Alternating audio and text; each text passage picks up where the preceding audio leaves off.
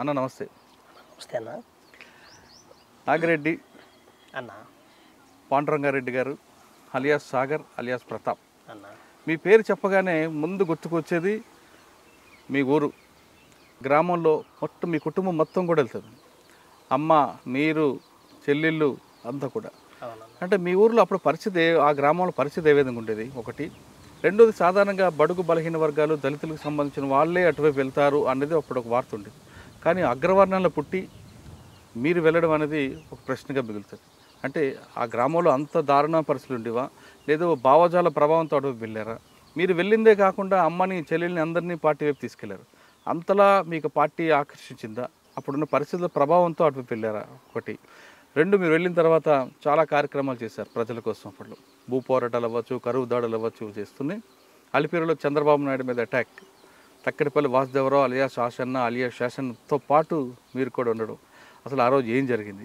పార్టీకి వెళ్ళిన తర్వాత ఎంతకాలం పార్టీలో ఉన్నారు? పార్టీలో మీరు చేసిన కార్యక్రమాలు ఏంటి?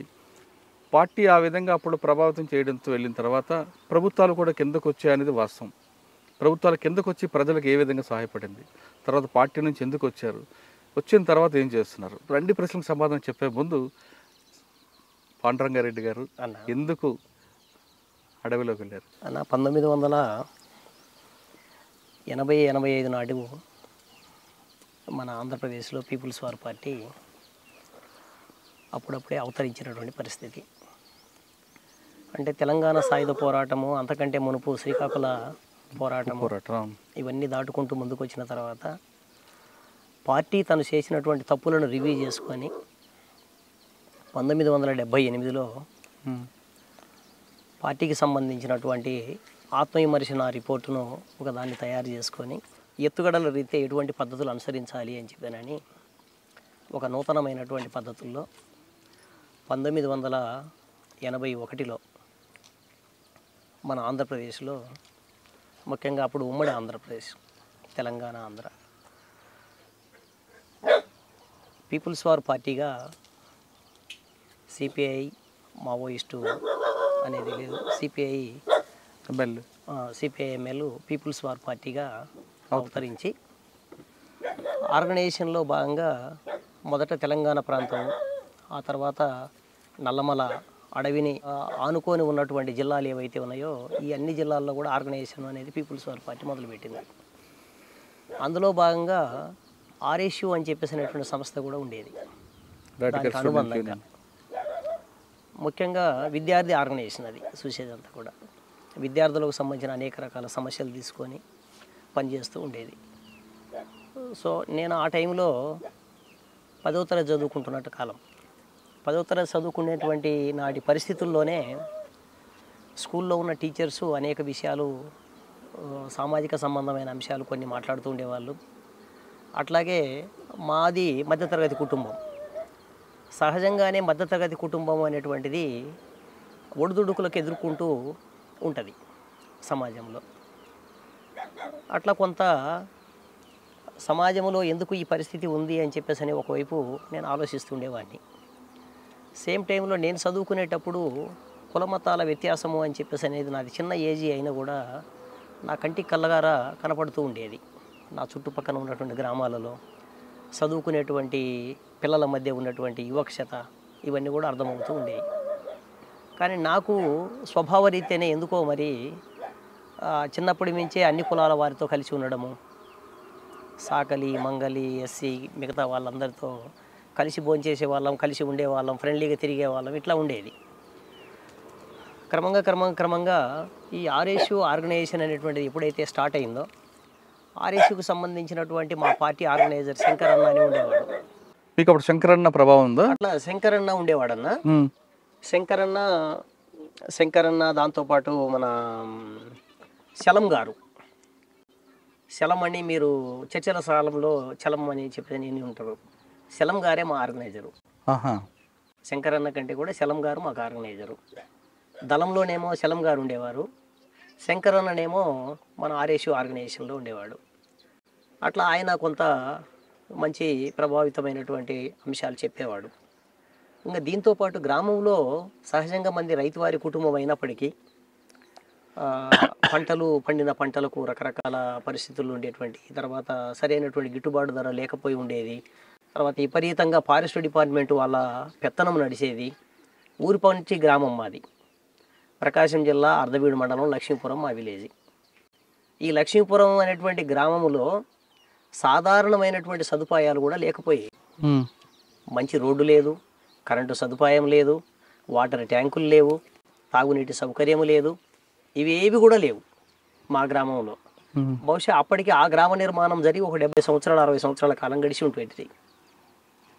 ఉమ్, అంటే ఈరోజు ప్రభుత్వాలు చాలా రకాలుగా చెప్పుకుంటున్నాయి, మేము అభివృద్ధి పదంలో నడిపిస్తున్నాం మొత్తం రాష్ట్రాల దేశ ప్రజలని.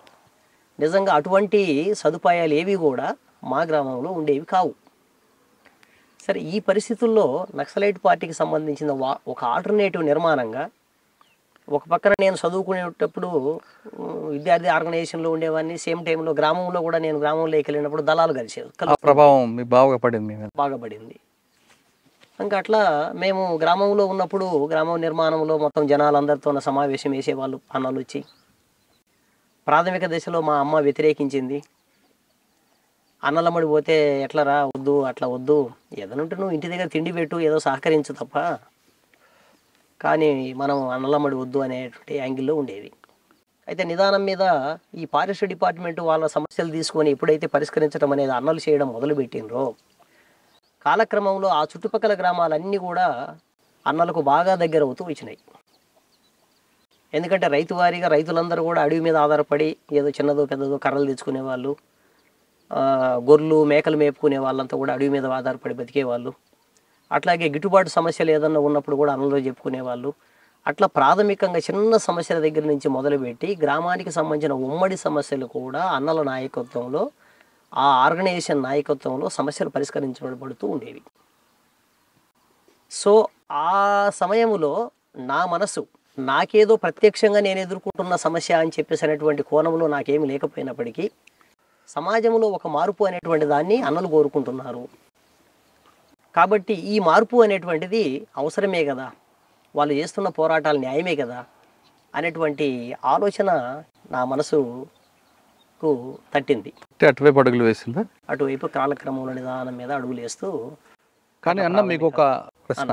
అన్న మీకు అటువైపు వెళ్తున్నప్పుడు మీ అమ్మగారు ఒక మాట చెప్పారు, అన్న మన కుటుంబం, మన పరిస్థితి చూడు, అటు కాదు వెళ్ళాల్సిందని. అవునన్న, ఇంటికి పెద్ద కొడుకుగా అవును, మీకు నాన్నగారు కొంచెం పరిస్థితి బాగాలేనప్పుడు ఇంటికి పెద్ద కొడుకుగా మీకు ఒక పెద్ద బాధ్యత ఉంది. అవును, ఇద్దరు ముగ్గురు అక్క చెల్లెళ్ళు, అమ్మ, వాళ్ళకి పోషించాల్సిన బాధ్యత మీ మీద ఉంటుండగా మీరు అది పక్కన పెట్టి వర్గ సమాజం, వర్గ పోరాటం వైపు అడుగుడు వేయడం అన్నది ఎంతవరకు సమంజసం అనుకోవచ్చు? వాస్తవంగా ఇది రెండు రకాల కోణాల్లో చూడాలన్నా. ఒక కోణంలో నుంచి చూస్తే కుటుంబ నేపథ్యము, కుటుంబమే ప్రధానం చేసుకొని ఆలోచించేటువంటి వాళ్ళందరికీ కూడా ఇది కరెక్ట్ కాదు అనిపిస్తుంది. కానీ ఆర్గనైజేషన్లో భాగంగా, ఒక ఉద్యమం, పెద్ద ఉద్యమంలో భాగంగా, సామాజిక మార్పులో భాగంగా మనం ఆలోచించినప్పుడు మన కుటుంబం కూడా 100 కుటుంబాలలో భాగము, దేశాలు లేదా రాష్ట్రాలు మొత్తం ప్రజలందరూ విముక్తి అవ్వాలి అనేటువంటి ఒక పెద్ద విశాలమైనటువంటి కాన్సెప్ట్ ఏదైతే ఉందో, దాని ముందు మన కుటుంబము అనేటువంటి చాలా చిన్నది అనేది నా ఆలోచన. ఆ ఉద్దేశంతోనే ప్రజలందరి మార్పు కోసము, ప్రజలందరికీ సంబంధించినటువంటి జీవన మార్పు కోసం మనం కోరుకుంటూ, అంటే వాళ్ళు మారిస్తే వాళ్ళతో పాటు మన కుటుంబం కూడా కుటుంబం కూడా అంతో ఇంతో మారుతుంది కదా, అందులో నుంచి మనం చూడాలి తప్ప మనం ప్రత్యేకంగా చూడలేం కదా. కరెక్ట్, అది కూడా పాయింట్. పెద్ద కొడుకుగా పెద్ద కుటుంబాన్ని పోషించాల్సినటువంటి వ్యక్తి పక్కకు పోవడం అనేటువంటిది ఒక రకంగా ఇబ్బందికరమైన అంశమే. ఎందుకంటే మీరు వెళ్ళిన తర్వాత 100 కుటుంబాలకు సంబంధించిన విషయాన్ని ఆలోచిస్తున్నప్పుడు తప్పు కాదను. కరెక్టే, మీ కోణంలో అది రైటే. కానీ మీరు ఆ విధంగా అడుగులు వేయబట్టి పోలీసుల యొక్క ఒత్తిడి, పోలీసుల యొక్క దౌర్జన్యం అన్నీ కూడా మీ అమ్మగారు, మీ అక్క చెల్లెలు అనిపించారు. అది రాజ్యహింసలో భాగమన్నా. పాలకులు దుర్మార్గమైన వాళ్ళు, వాళ్ళకి ఎప్పుడు కూడా వాళ్ళకు పదవులు కావాలి, కోట్ల రూపాయల డబ్బులు సంపాదించుకునేటువంటి అవకాశాలు ఉండాలి, నిరంతరం పెత్తందారులుగా గ్రామాల దగ్గర నుంచి మొదలుపెట్టి రాష్ట్ర ప్రభుత్వాల, కేంద్ర ప్రభుత్వాల వరకు వాళ్ళ స్థాయిలలో వాళ్ళు ఉండాలి. వాళ్ళ కుర్చీలు పదిలంగా ఉండాలి అంటే ప్రజలు ఇట్లనే ఉండాలని కోరుకుంటారు వాళ్ళు. ఎందుకంటే వాళ్ళ అమ్మా నాన్న వాళ్ళకి అట్లా నేర్పుతూ వచ్చిండ్రు. సో నేనేమంటానంటే నేనొక్కరిని కాదు, నిజంగా విప్లవం అవసరమైనటువంటి వాళ్ళు విప్లవోద్యమంలోకి పోయి పోరాడినా కూడా రాజ్యహింస అనేది తప్పడం లేదు. ప్రభుత్వాలు అనుసరిస్తున్నటువంటి తప్పుడు పద్ధతుల్లో, దుర్మార్గమైన పద్ధతుల్లో అది ఒక భాగం.